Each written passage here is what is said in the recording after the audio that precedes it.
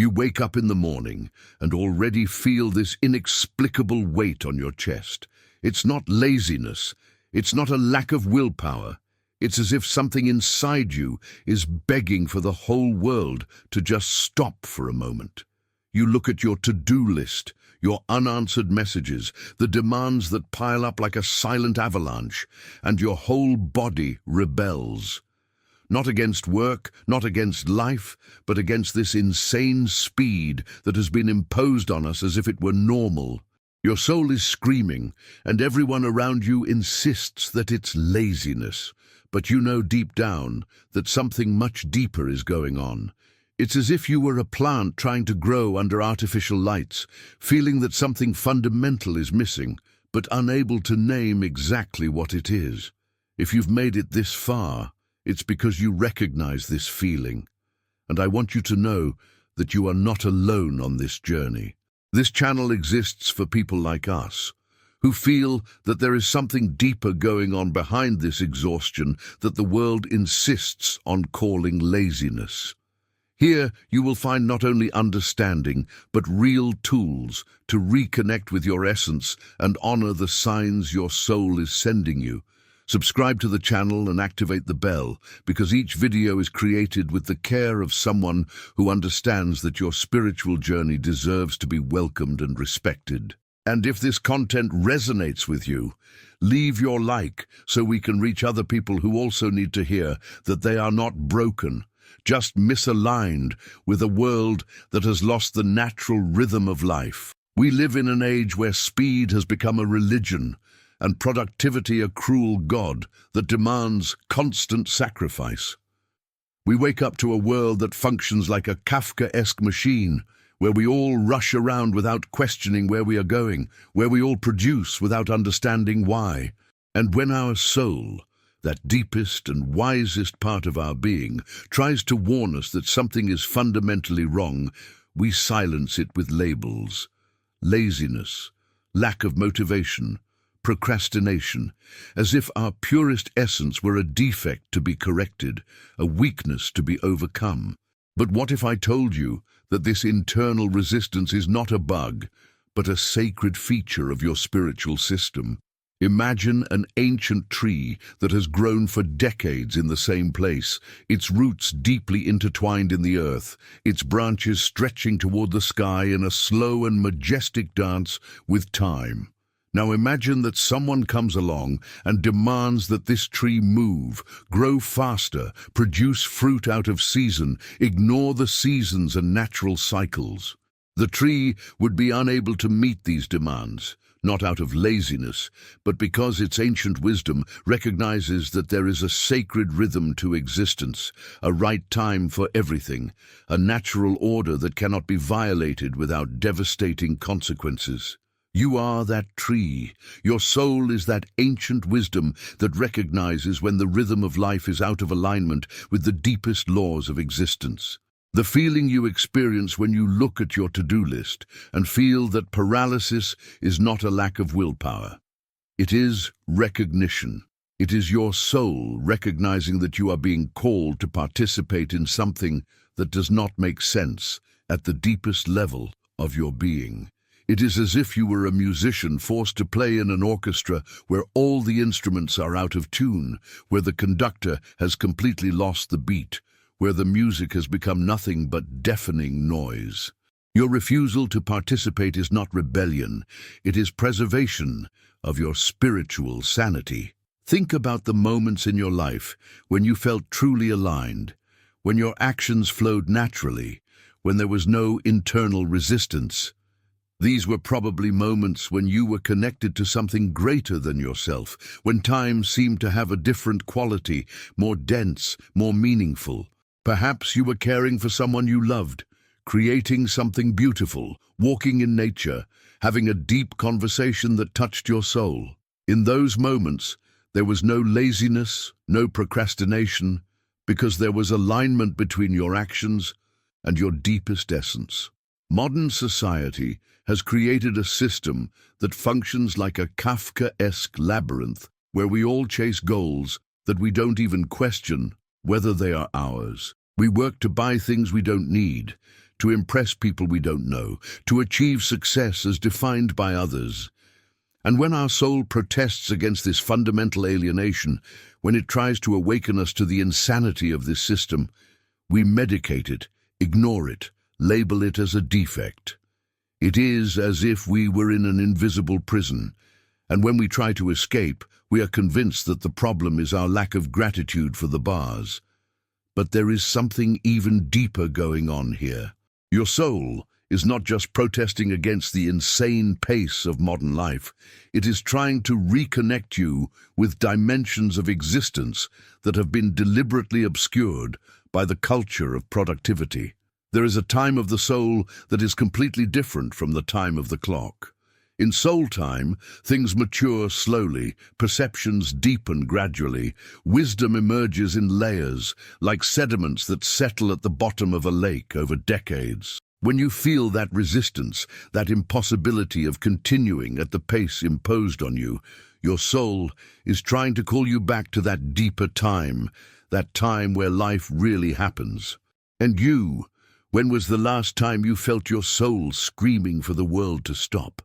When was the last time you looked at your routine and felt like you were living someone else's life, as if you had woken up to a reality you did not choose? If you are going through this right now, if you recognize this exhaustion that goes far beyond physical tiredness, leave a comment. My soul needs time to breathe. Your courage in recognizing this may be exactly what someone else needs to read today to feel less alone on this journey of awakening. The culture of haste has created a perverse inversion of values where reflection is seen as a waste of time, where contemplation is considered unproductive, where connecting with oneself is seen as an unnecessary luxury. But all the great sages of humanity, all profound spiritual traditions, all moments of true creation and discovery were born precisely from these spaces of pause, silence, and deceleration. The soul does not function in mass production mode. It functions in careful craftsmanship mode, where each perception is polished with time and attention, where each insight is cultivated like a rare plant that needs specific conditions to flourish. When you feel this paralysis in the face of the world's demands, what is really happening is a conflict between two completely different natures. On the one hand, we have the mechanical nature of modern society, which functions like a machine that needs interchangeable parts operating at constant speed. On the other hand, we have its organic nature, its soul, which functions like a complex ecosystem with its own rhythms, internal seasons, cycles of growth and rest that cannot be forced without causing profound damage. The tension you feel is the friction between these two incompatible natures. There is a Zen story about a master gardener who spent decades tending the same garden. One day, a young businessman came to visit him and became impatient with the master's slow movements. "Why don't you work faster?" he asked. "You could take care of many more plants if you were more efficient." The master looked at him kindly and replied, "Young man, I don't take care of plants. I take care of life, and life is not in a hurry. It has a rhythm." This is the fundamental difference that our society has forgotten. We are not machines that need to be optimized. We are manifestations of life that need to be honored in their natural rhythms. The feeling of being stuck, of not being able to move forward at the pace that is demanded of you, is actually a sign that you are awakening to a deeper dimension of existence. It is as if you had lived your entire life in a house with the windows closed, and suddenly someone opened a crack and you glimpsed the immensity of the sky for the first time. From that moment on, it becomes impossible to ignore that there is something much bigger out there, and the house that once seemed comfortable now reveals itself to be a limiting prison. Your soul is crying out because it recognizes that you have the potential for so much more than just functioning as a cog in a system that does not see you as a complete human being, but only as a productive resource. It glimpses possibilities for creation, connection, and meaning that are being stifled by the demands of a world that has lost touch with the sacred. And when you try to force yourself to continue functioning in this system without honoring these deeper calls, it's like trying to make a Beethoven symphony sound on a music box. The music may come out, but all the depth, all the complexity, all the transformative beauty is lost in the process.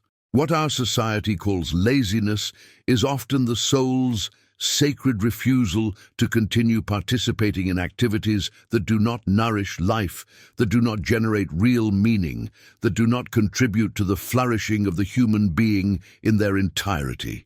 It is the silent strike of a part of you that refuses to be reduced to mere mechanical functioning. It is the silent protest of those who recognize, even if unconsciously, that life was meant to be much richer, much deeper, much more connected than this endless rush in pursuit of goals that we do not even examine to see if they are truly ours. When you feel that impossibility of continuing, that resistance that seems to come from somewhere deep inside you, what is really happening is a process of individuation, to use psychologist Carl Jung's term. Your psyche is trying to differentiate itself from the masses, trying to find its unique path, its authentic expression in the world. But this process cannot be rushed, it cannot be forced, it cannot be fitted into the deadlines and expectations of a world that functions on the basis of artificial urgency. It is like a butterfly inside a cocoon. From the outside, it may seem that nothing is happening, that there is paralysis, stagnation. But inside, the most radical transformation possible is taking place. Every cell is being reorganized, every part of the being is being rebuilt in a new configuration. And if someone tried to rush this process, if they broke the cocoon prematurely to make the butterfly come out faster, what would be born would be a deformed being, unable to fly, doomed to die. The apparent slowness, the apparent external inactivity, is actually the visible manifestation of an internal revolution that cannot and should not be accelerated. Your soul knows this wisdom. It knows that there are internal processes that need time to mature, perceptions that need silence to emerge, transformations that need a pause to consolidate. When it cries out for the world to stop, it is not because it is lazy or resistant to growth. It's because it recognizes that true growth, true evolution, happens in a time completely different from the time of consumer society. Think of the difference between a tomato that grows naturally in a garden and a tomato that is forced to grow in a greenhouse with hormones and chemicals to reach the market faster. Both may look like tomatoes, but one has the full flavor of life, while the other is just an empty shell that mimics the appearance of the real thing. In the same way, a life lived at the natural pace of the soul has a depth, a richness, a flavor that an artificially accelerated life can never achieve. The modern world has led us to believe that speed is synonymous with efficiency, that constant productivity is synonymous with fulfillment, that always being busy is synonymous with being alive. But these are dangerous illusions that disconnect us from the real source of vitality, which lies in the alignment between our actions and our deepest nature. When you force your soul to function at a pace that is not its own, you are not being more productive, you are being less alive.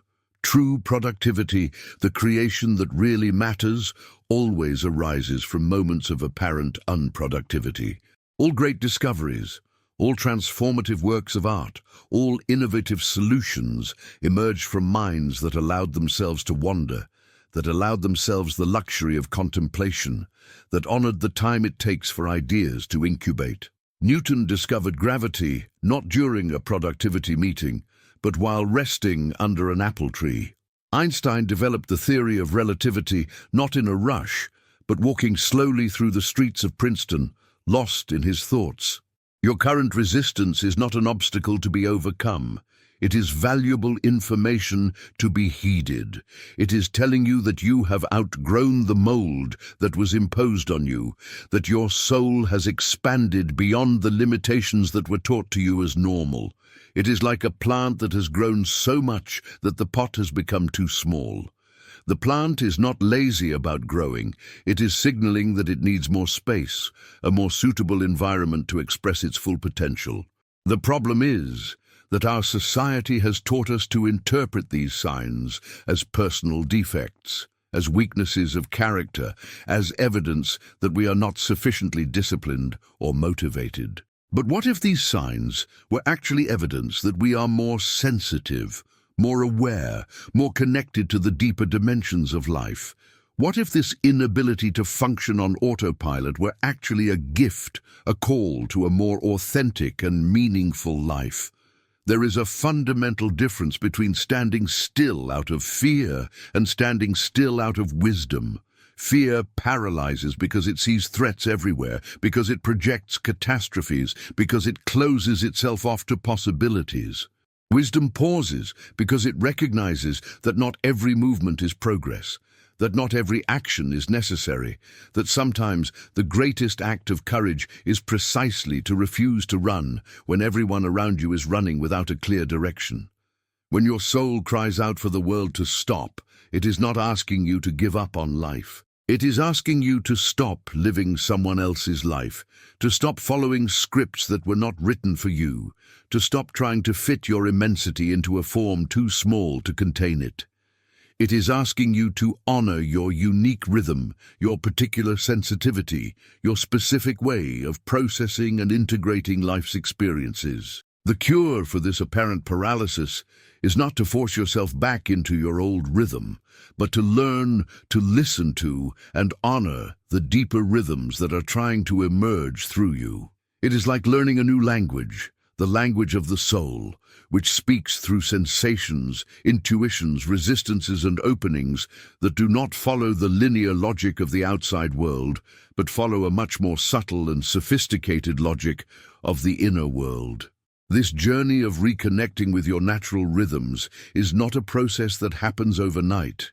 It is a gradual unlearning of deep conditioning, a re-education of perception, a recalibration of your entire relationship with time, with productivity, with the meaning of a well-lived life. And during this process, it is normal to feel lost at times, to question whether you are on the right path, to compare yourself to others who seem to find it easier to function in the traditional system.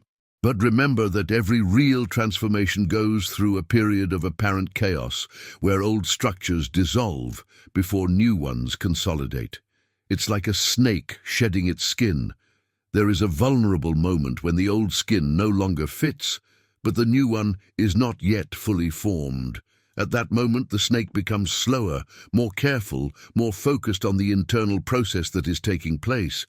It is not laziness, it is metamorphosis. Your soul is undergoing a metamorphosis, and it needs you to be patient with this process, to trust in its wisdom, to resist external pressure to accelerate something that has its own sacred timing. When you honor this process instead of fighting it, when you offer yourself the compassion and time your soul is asking for, something magical begins to happen. You begin to discover rhythms of work that are sustainable, forms of creation that are nourishing, ways of contributing to the world that do not drain your vital energy, but renew it. The truth is that you are not lazy. You are pregnant with a new version of yourself, and every pregnancy requires special care, attention, and respect for the internal processes that are taking place. When you finally allow this new version to be born in its own time, at its own pace, you will discover reserves of energy and creativity that you never imagined you had. But this energy will not be at the service of empty productivity. It will be at the service of the authentic expression of your soul in the world. And that is the difference between living and merely surviving.